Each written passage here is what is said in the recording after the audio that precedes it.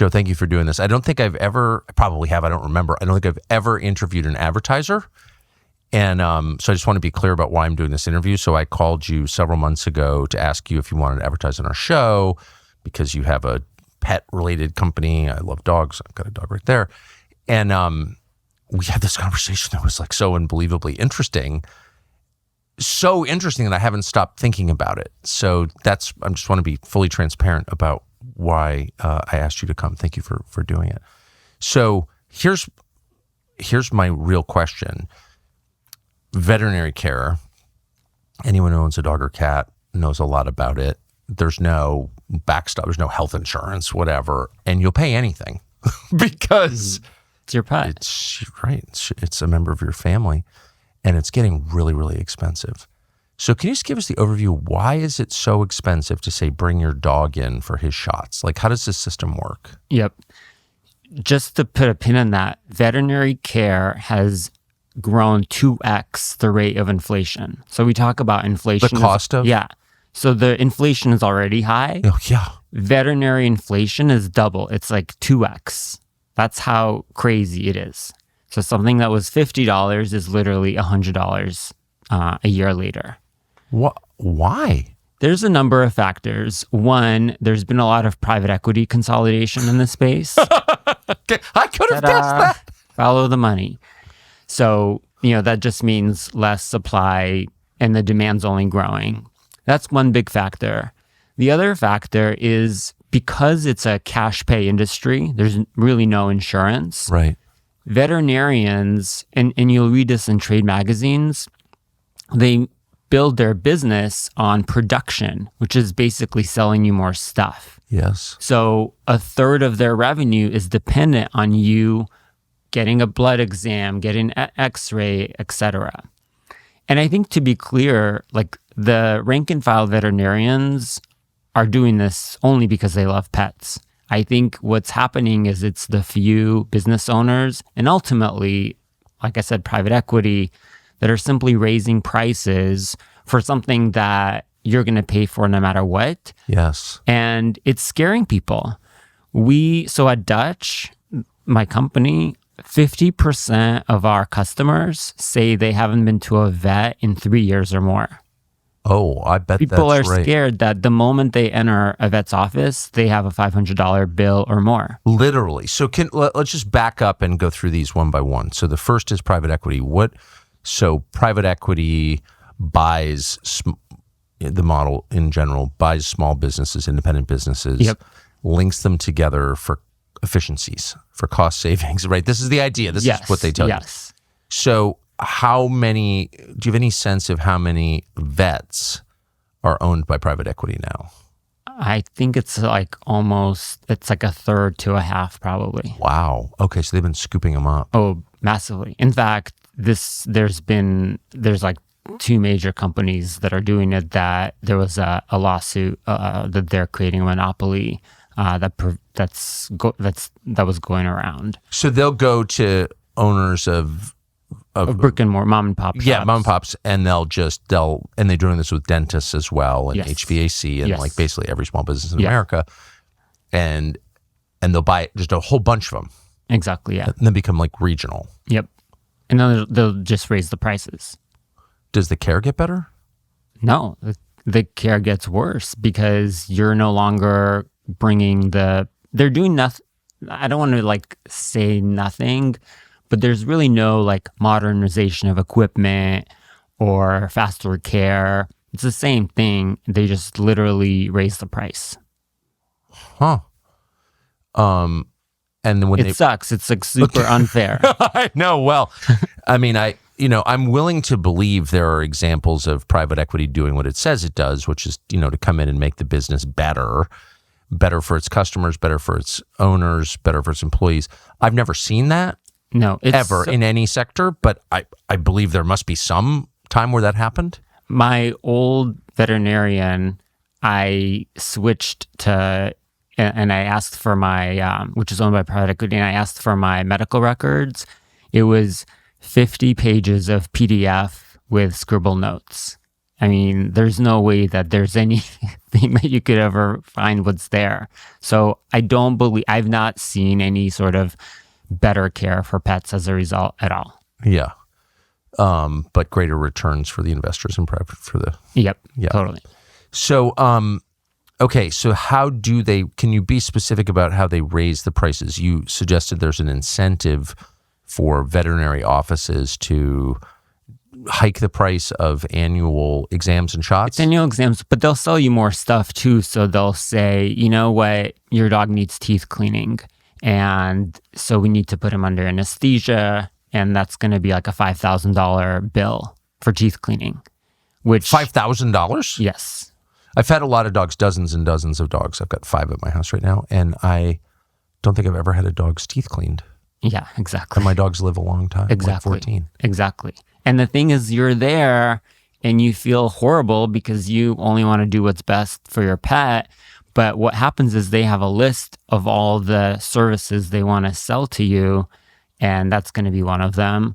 And you feel horrible that you even have to think about the decision. Of course. But it's like, that's a lot of money. Most people don't have $5,000 lying around the house. Putting your dog under anesthesia is not a small thing. I mean, dogs die. People die under anesthesia. You're suspending life in a living thing. Totally. Yeah. So I think what happens is it's the list of services that they'll try to sell you and make you feel horrible that you don't care about your dog if you don't buy from this menu. There's so much emotional leverage. People are so intense about their animals. Yes. Not in my house. We have, critical distance. No, but I mean, you'd do anything. You'd sell your car. I mean, I would. And so they have a lot of power when they're upselling. Yes, totally. It seems like the incentives would produce like actually bad outcomes where your dog or cat is getting treatments they don't need, and that might be counterproductive. Well, I think what happens is people just stop going to the vet at all. That's what we've seen, is that there's just there's tens of millions of dogs that never go to the veterinarian. At Dutch, 50% don't go to the vet, haven't been to the vet in years. And it's because they don't want to feel bad for not buying extra services for their dog. That's amazing. What about all the shots? There are a lot of shots and they're very expensive. Definitely there's vaccines, but even vaccines, like you should, as we have at Dutch, try to so telemedicine can do vaccines, but there's definitely lower cost clinics that will do vaccines for $50, whereas in person it'll cost you $150 to $200 for the same thing. For a shot? Yes. Why would it cost $200 for a shot? Well, they'll say, well, I have to pay for rent and I have to pay for staff. They'll say there's like all this upkeep that the shot, includes. Yeah. But it's baloney. It's obvious. That goes back to private equity raising prices and knowing there's some people who will still pay for it.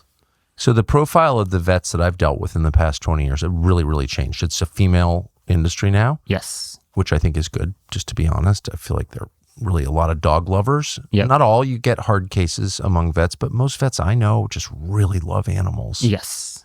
Christmas is here. That means you're eating a lot. We are. It's a tough time to get on the scale because the meals keep coming and so does the weight gain. But what if there was a way to eat like you want to eat without getting really fat over Christmas week? This is an ongoing concern in my house. A snack that tastes excellent and is healthy. Well, it exists. It's called masa chips. It's part of a growing movement to revive real food, the kind your grandparents ate before snacks were designed in labs. How do they do it? Well, we'll tell you because it's very simple. Masa chips are made from 3 ingredients, only 3: organic corn, sea salt, and 100% grass-fed beef tallow. That's it. This is not some weird Franken cocktail like most big chip brands. Masa chips taste delicious and you feel way better after. You're not bloated. You don't feel mindless. It doesn't take you out of the game for hours. And if you want to pick a flavor, we recommend lime. My producer is literally eating a bag right off camera right now. Ready to give it a try? massachips.com/Tucker. Use the code Tucker for 25% off your first order, or just click the link in the video description, or scan the QR code. And if you don't want to order online, you can also buy Masa Chips at your local Sprouts supermarket. Stop by and pick up a bag. They're awesome. And so what do they think of all of this? So what's interesting is that when it comes to just Dutch and telemedicine, we get hundreds of applications from people who want to do telemedicine. And actually, to this point that it's female, telemedicine allows them to have a work from home flexible schedule, which they love. Yeah. The main industry association, the AVMA, has basically made these vets feel that if they do telemedicine, the FBI will show up at their house. What? It has scared them to death from doing telemedicine. To death. And it's because it's comprised of these self-serving, financially interested individuals who run the organization. But they have completely scared veterinarians from doing telemedicine whatsoever. Why would the FBI show up at a vet's house? What they'll say, and again, like, I think this is why I want your listeners to know this. It's just so insane. They will say that the federal law requires you to have a physical exam no matter what. Like, no matter if it's an opinion, it's a rash, it's a quick question, they'll say that the FDA website requires a physical exam, which it doesn't. But in every conference, in every newsletter, they'll say, oh, well, we asked the FDA and they said that you need a physical exam. So if you violate this, you might go to jail. That's what they'll say at every conference for years now. And they'll vilify me and Dutch, and they'll say, this guy is going to hurt your dog. If there's telemedicine, millions of dogs will die, is the headline. I'm starting to laugh. I mean, that's it's like obviously not true. Emotional blackmail. Yeah.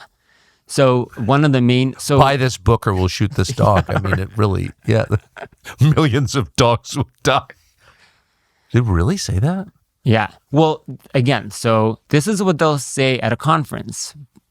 What I've been doing now is I've been working with the ASPCA and a huge coalition of shelter organizations, because they're the ones that get the brunt of it, because now millions of dogs actually also get surrendered because their owners can't care for them.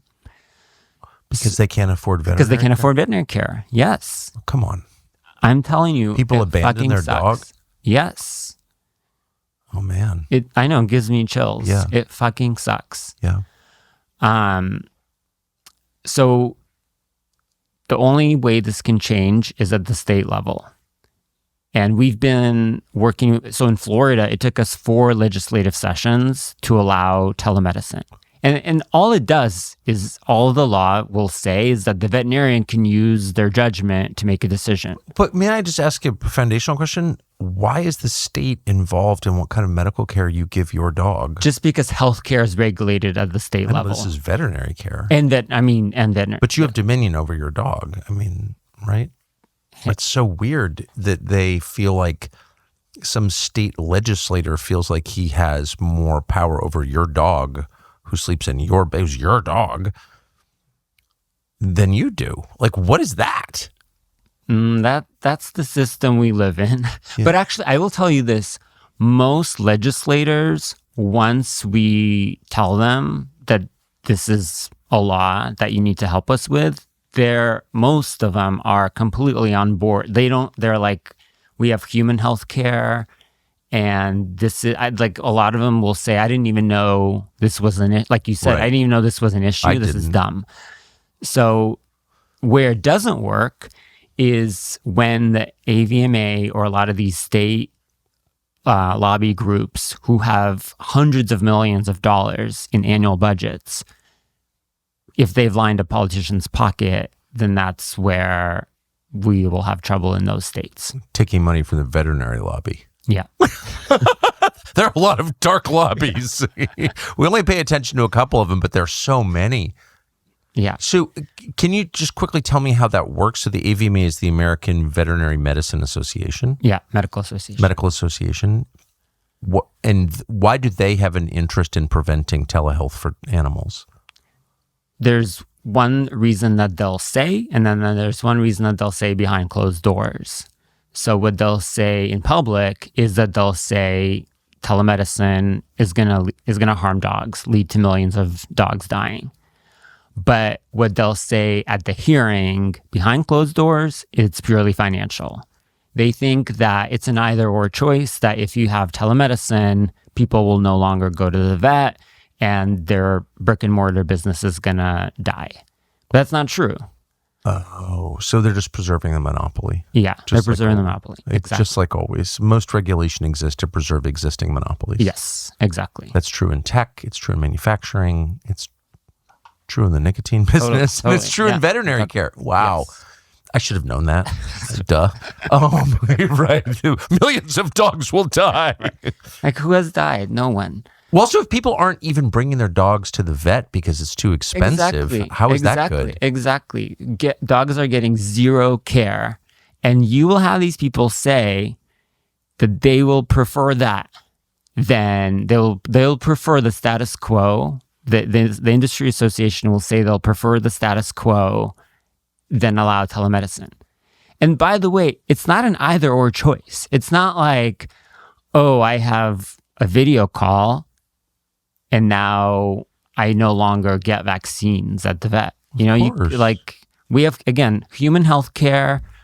We still go to our brick and mortar annual checkup, whatever. And then if we have a issue at night, we don't have to go. If you've got porcupine quills in your dog's throat, or cuts his leg on barbed wire, you have to go to a surgeon. That's right. But if he has a rash and you just want to know, what is this? Why do you have to go to urgent care when you can just show, again, the dog's in the comfort of their home, and you use your phone and show a video of their paw? Right. Like, why do you have to drag that animal in? And that's right. And for example, we get porcupine quills on our dogs all the time, a lot. And I wish I could say my dogs are smart enough not to try and eat porcupines, but they're not.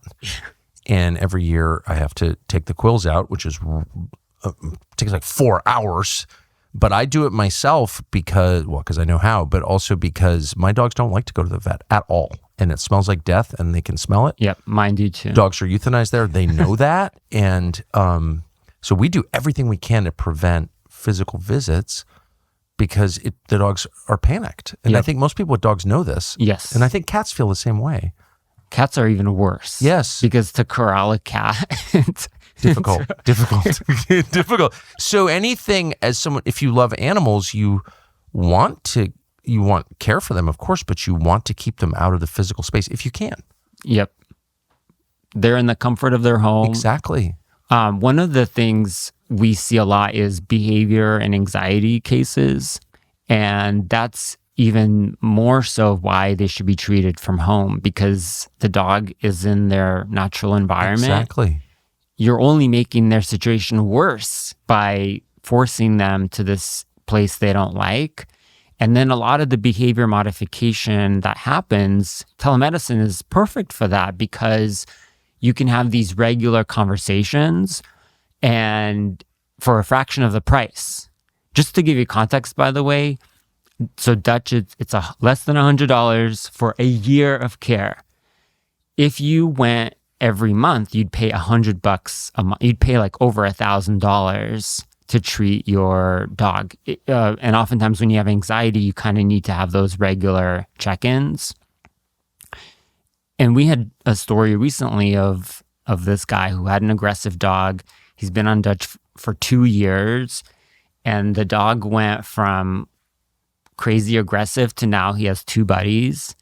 Like, his life has changed. Yes. And there's no way in the world this owner could have had the money or the time, if Dutch wasn't around, to change this dog's life. Amazing.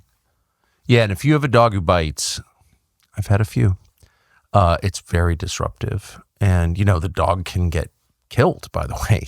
Dogs like that either get put down by the state or can be killed in a fight, whatever. You don't want that at all.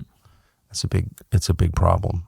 Actually, we were talking about this morning at breakfast. You don't need to be an economist to see what's happening. The dollar is in trouble. It's getting weaker. It's sad, but we're not in charge of it. So we have to respond appropriately in ways to protect our families. When paper money dies, it's going to be replaced by programmable digital currency or gold. Gold survives. The same Americans who think they're protecting themselves with gold are the ones getting ripped off by big gold dealers. After we left corporate media, we got offered tens of millions of dollars to promote gold companies. How'd they get the money to spend that much on marketing? Because they're scamming their customers. We didn't want anything to do with that. So we sought an honest broker, and together we formed a precious metals company that you can actually trust. It's called Battalion Metals. At BattalionMetals.com, we publish actual spot prices. We're totally transparent about the VIG, what we take, and we treat everyone with honesty. So if you've been watching what's happening, you know it's not just about money, it's about sovereignty and holding something that endures and cannot be manipulated or taken from you. So if you've been waiting for the right time to act, this is it. Visit BattalionMetals.com. So how does it work exactly? I don't understand the term. So it's $100. Like, tell me how it works. Yeah. What's the alternative? So with Dutch, you go to Dutch.com, you sign up. It's a membership service. It's $100 for a year of care. So for a year, you can call a vet for up to 5 pets. And we have vets available same day. So, you know, most of the appointments, by the way, are happening at night even if you have a vet, the vet's closed. Yeah. And so you have a video call. Most calls happen on people's phones. You talk to a local vet in your state, and you're talking to a professional, and so they'll diagnose. But you're talking to a veterinarian. Yeah, you're talking to a vet. You'll always talk to a veterinarian, a human being, and 90% of the time, and we've been doing this now for 5 years, 90% of the time, they're able to address the issue over video. Amazing. And so does that include vaccines, or what does that include?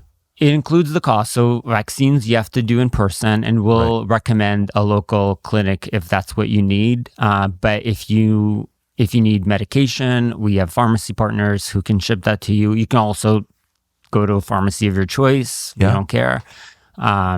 But it includes kind of any of the follow-up messages, chats with the vet, so you don't feel like you're nickel and dimed if I have another question or if I have to follow up a week later. The other thing that's cool about digital first is that everything is documented. So we know automatically when we should follow up for each condition, or we know that a veterinarian needs to respond. Like we have goals. A veterinarian needs to respond within a matter of hours back to the patient if there's a message during the business day. So we can also like really monitor quality metrics to make sure that customers are having a good experience. Is this nationwide? It's nationwide, but there are about 20 states that don't allow telemedicine. For animals? For animals, yeah. What? Really? Yep. Because of lobbying by brick and mortar. Exactly. So that's what Any big states? Any of the big states. Some of the biggest ones like Texas, which is crazy because California allows it, but Texas does not. And we actually had a huge bill this year that literally got killed by the AVMA. And it's all because of money. That's wild. Yep. So you are not allowed to do, so is there like an underground telehealth? Like, why don't you just ignore the law and do it anyway? Sorry, I kind of. That. Well, so there's actually in Texas, there's a court case that is now at the Supreme Court where the veterinarian said, well, it's freedom of speech. Yeah. I'm just like telling people like how their pets, this is my freedom of speech. So the Fifth Circuit, which is Texas, Louisiana, Missouri, has ruled in his favor, but the Attorney General has filed this as an appeal at the Supreme Court currently. Seriously? Yeah. What's his name? Greg? I forget his name. That's so interesting. He's running for Senate. So right now, it is illegal for anyone in Texas to call a vet on the phone and just get healthcare on the phone. Yep. According to them. Now, there's two paths in Texas. There's any state has an emergency provision if it's a life or death situation.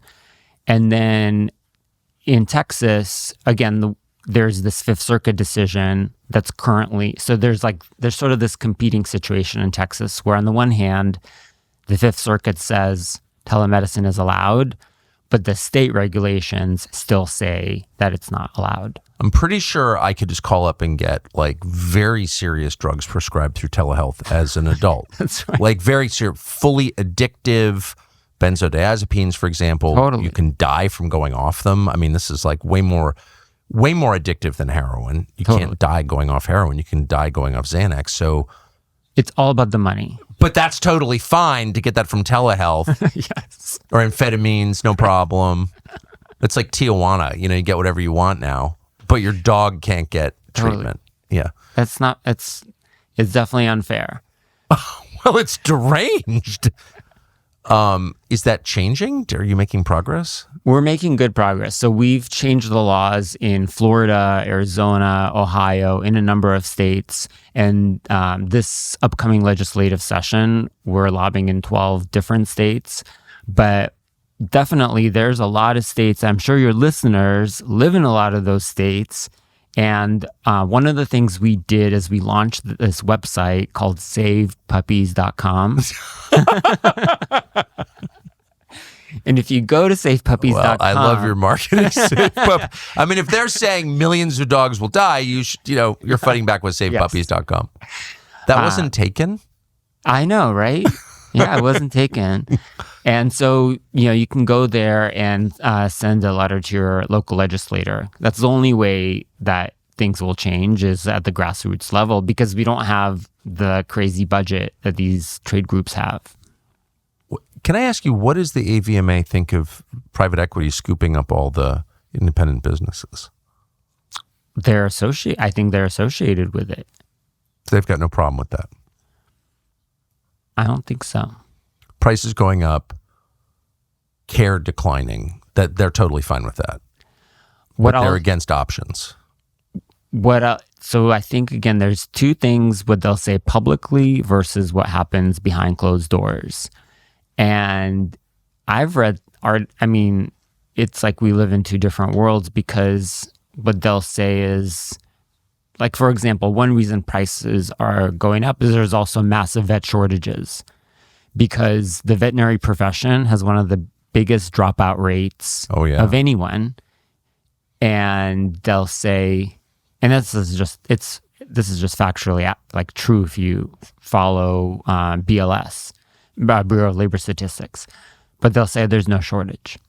Or you'll say, prices are going up and there's like data that shows that. They'll say, no, prices are not going up. So a lot of times when you talk to them, the surveys they put out are completely nonsensical. Right. And there's this bottleneck in veterinary school. Totally. Right. So that's another thing. The AVMA, it's really weird in this industry. And I think I'm here because like you shine a light on things. And I think a lot of people I care about this topic because I think the relationship between people and animals is just so essential. I know. It sucks what they're doing. So the AVMA controls accreditation for veterinary colleges. Okay? Really? Like this happens in no other, like law schools don't have a trade association decide like who gets to have a law school. Yeah, in this industry, the AVMA controls what is deemed a vet school and they have chokehold that completely. So private equity decides whether you get to be a vet or not? I mean, in effect, if private equity is the single biggest player in this industry, that's bonkers. Why? I mean, it goes back to money. It goes back to when you have less supply, you can charge more, and because people are willing to pay more for it. So they have an incentive to reduce the number of new veterinarians coming out of school every year. It's like, I hate to draw that line, but I think that's Well, what's if it's about happening. money, then it's supply and demand, because that's what the market is. Yeah. And so the fewer vets you have, the higher the prices. Yeah. It like makes, and again, I think I'm a curious person, and I try to like understand, like, could it be something else? Is there another reason? Like, why would this, if you have high attrition, you have prices going up, you would think that the way to solve that is to have more veterinarians. Yes, of course. And that's just not what they're doing. They've like literally, I at this point know several vet schools that have just stopped development, gave up because the AVMA basically told them that they're not going to get a license. That's I'm not sure. crazy. I'm not sure. Because there are relatively few colleges that turn out veterinarians. Oh, there's totally few. Like, just think, I can tell you this statistic. There's about one veterinarian for every 3,000 pets in America. For context, the ratio in human healthcare is 1 to 20.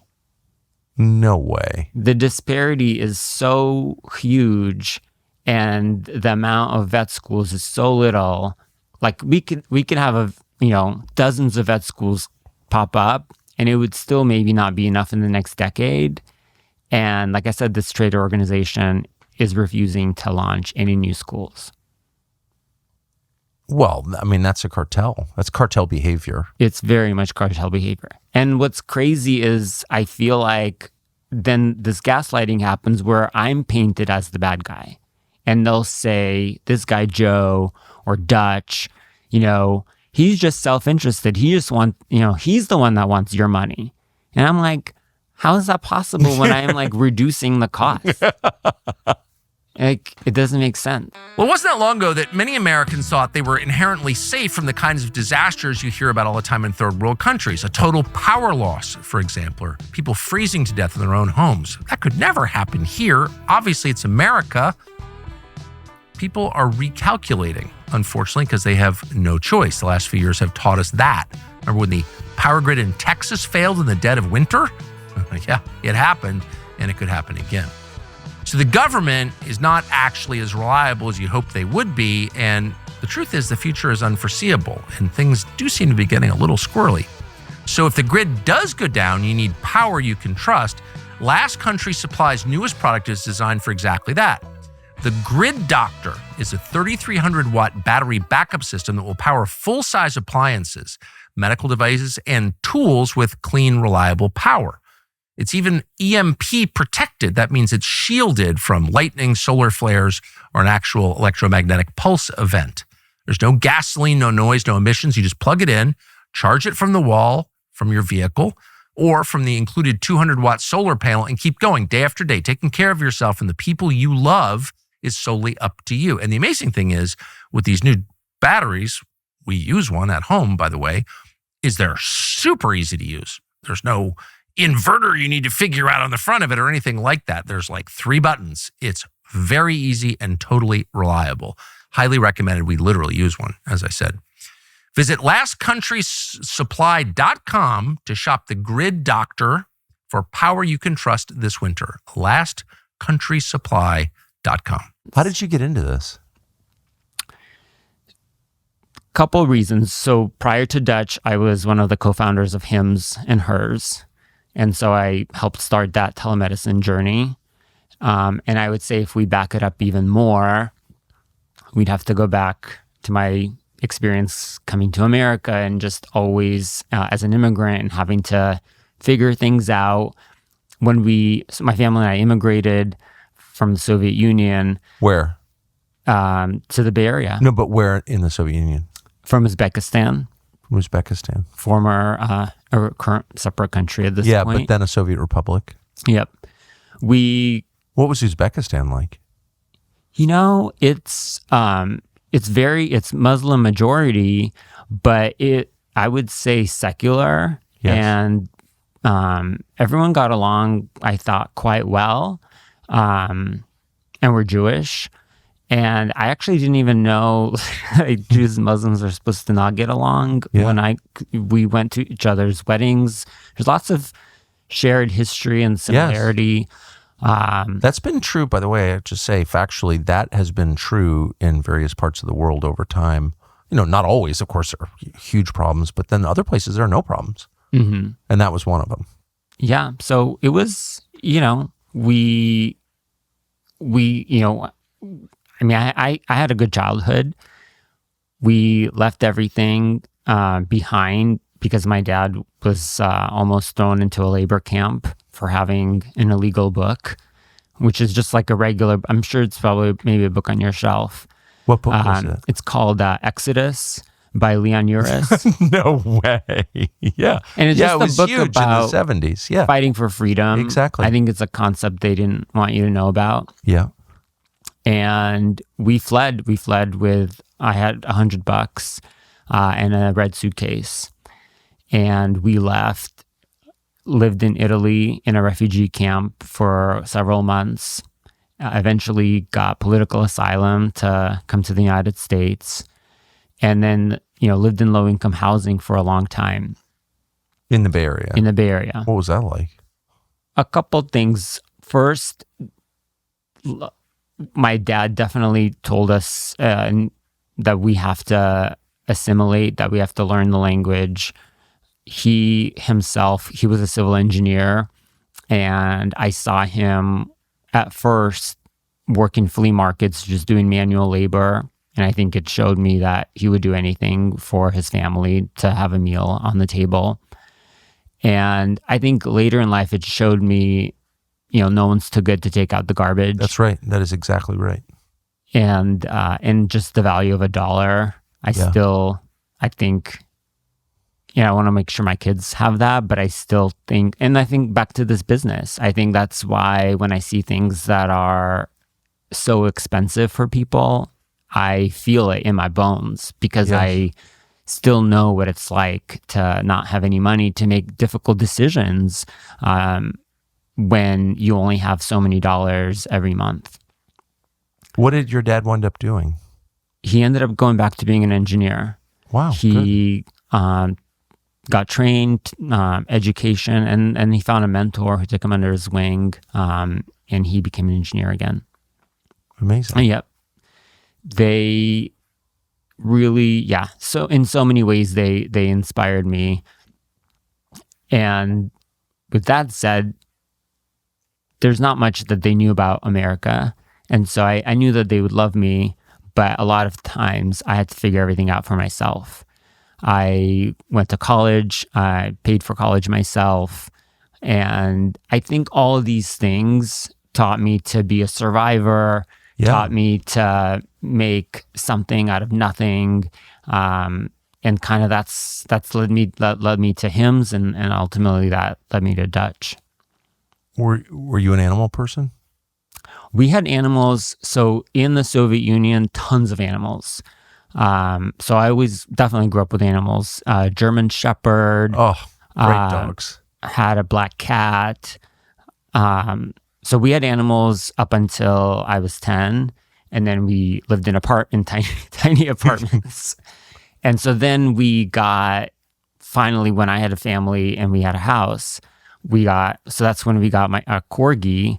And that's kind of how it all happened, because I was coming off hymns. It was starting to be a big company. I always like smaller companies and when I can actually still create something. Yes. And then we got a corgi and started to see the vet bills. And then the kicker was he got into a trail mix, and then we had a $2,000 vet bill. Trail mix? Yeah, like trail mix had like a couple M&Ms in it. Oh, yeah. And they're supposed to eat chocolate. Not supposed to eat M&Ms, yeah. They like them, though. Yeah, I like them. Who does? Yeah. Right. And did he get sick? No, but the thing is, and that's the thing, is then I was talking to a veterinarian friend, and he said, like, you didn't have to like pump his stomach for like the 3 M&Ms that he ate. And so then that's kind of how I started to look around, like, are there any, like, could I have done something else? Did you pump his stomach? Yes. So can I just pause and say, I love how, even if they're misguided, I love how devoted dog owners are to their dogs and cats. I mean, they just they'll do anything. Yeah, I'll do anything. Yeah. Yeah, I'll do anything. And so I think that's when I realized there's really no other option when it comes to, there's no telemedicine options that I saw. And it goes back to that a lot of times it has to do with the laws. But look, I'm the guy who I figured when HIMSS started, it was actually a similar situation. Back 5 years ago, telemedicine wasn't legal on the human side either. We forget that because it's now so commonplace, but it was also the same thing. And I helped change those laws back then. I think that's kind of why some of these groups are scared of me, is because this guy comes from a place where he has nothing to lose. He's only doing, I think it's because I'm doing the right thing. I think they don't like that. And I've done it before. So I think that kind of gives me more confidence that I can do it again. And I don't think that's, because before this, before Dutch came on the scene, what the shelter groups, for example, that wanted telemedicine, what they were doing is talking to the state veterinary boards. Because that's a simpler way that this could all change. If the veterinary board at the state, they could just say, if you want to do telemedicine, if it's medically appropriate. Yeah. It could be as simple as that. And so for over 10 years, they were having these conversations. And so that's when I got here, and I'm like, this is doing nothing. So we got to go the legislative route. It's so revealing, however. I mean, I think they're probably good people with good motives up and down the line. There always are in these systems. But the system itself is so distorted that they don't put the welfare of animals as the top goal. That always has to be the point, right? If you're a veterinary board, the health of animals, that's why you exist. Totally. Right? Totally. But it doesn't seem like they're thinking that way. Well, again, what they'll say is, we are thinking of the pets. We think millions of dogs will die with telemedicine. How will that happen? Let me tell you, of some of these examples I've seen, they'll say, I'll say, the example I used, anxiety, I'll say, isn't that great for telemedicine? The dog is in the comfort of their home and you can treat them. They'll say, well, what if the dog ate a nail? If the dog ate a nail, I've been in hearings where this example has happened. Yeah. Well, if the dog ate a nail, look, maybe he's barking because he ate a nail and he's in pain because he ate a nail. And so that's why we shouldn't have it's are there nails around your house? Why are we going to use this crazy made up example to deny millions of dogs from having this opportunity to use telemedicine? Sure. And if your dog ate a nail, there's still no good reason why you shouldn't start with telemedicine. Yeah, exactly. Yeah. Have that initial call. Yeah. The vet will walk you through it, and then you'll know, do I go to ER or not? Exactly. It doesn't have to be an either or situation. We had a family dog who ate a pin recently. A needle, a sewing needle. And, obviously that's a brick and mortar situation. Yes. The dog passed it without any problems, which is kind of wow. The canine digestive tract is a wonder. Wow. That's all crazy. kinds of things, mops, pine cones, sewing needles emerge from it. But, that it still would have been worth calling initially. Why not? Totally. Why not? It takes, before Dutch, there's a poison hotline that's $75 just for that first call. Yes. And you don't even know who you're going to get. And that's what people do, because again, if that's what you need to do, that's what you'll do. But there's definitely ways to talk to a human being veterinarian very quickly, even that for much less. And definitely much less than having to spend $1,000 in ER. I had a case where my dog, I thought he was having a seizure, and I really freaked out. And I got on Dutch, and the vet says he's doing reverse sneezing. Reverse sneezing? Reverse sneezing. I never heard of that in my life. And she showed me videos of reverse sneezing, and it looked exactly like what he was going through. And like I said, I was literally about to grab him, drive to ER, and she totally calmed me down and made me realize it was completely It's totally not that. right. That's, what a great example. We just had we've had a dog eat marijuana in the park. We had a dog eat hallucinogenic mushrooms in the woods. Totally. The dog has been tripping ever since. That was 4 years ago. The dog is still seeing trails. Wonderful dog. Woke up with the dog this morning. But in both cases, there really was no treatment at all. And in both cases, those dogs were bundled up and taken to the vet, which did not, I'm not against, I love the vet. I'm not against the vet, to be clear, but it didn't help at all because it's just, there's That's no right. remedy. Right. There's a time and a place for everything. Right. And I think telemedicine is just a part of the overall experience. I don't think anyone's going to say it needs to replace and it won't happen because it hasn't happened in human care.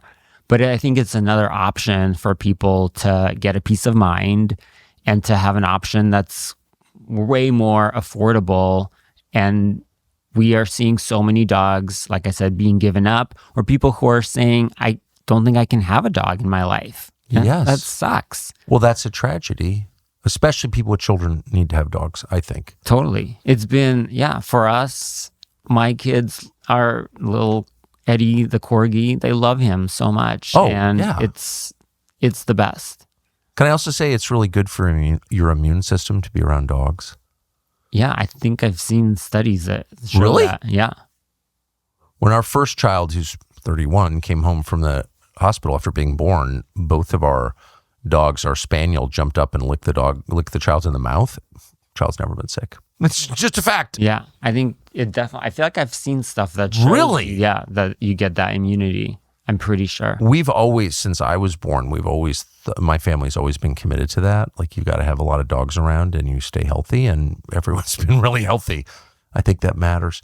So again, I feel a little weird interviewing you because you've advertised on our show and all that, but I just felt it so strongly. I feel like this is such a good thing. And I think there are a lot of viewers of this who would agree. And so it was sincere. I really Thank you.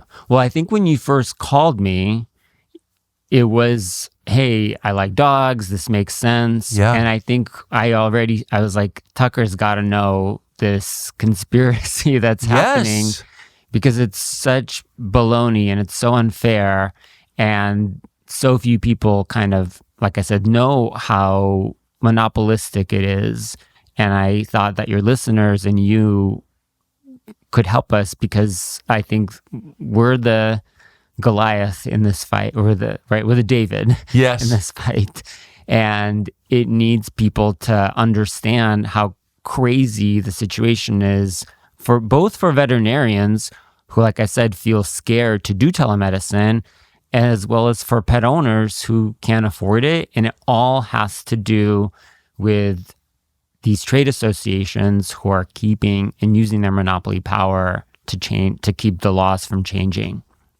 So I think that whole part you had no idea was going on. I had when literally you reached no out. idea. And again, for us at this age, it's the cost is not the main barrier for us. The barrier is the dog. It's just so much suffering for the dogs to go to the vet. And sometimes there's no choice, and I get it.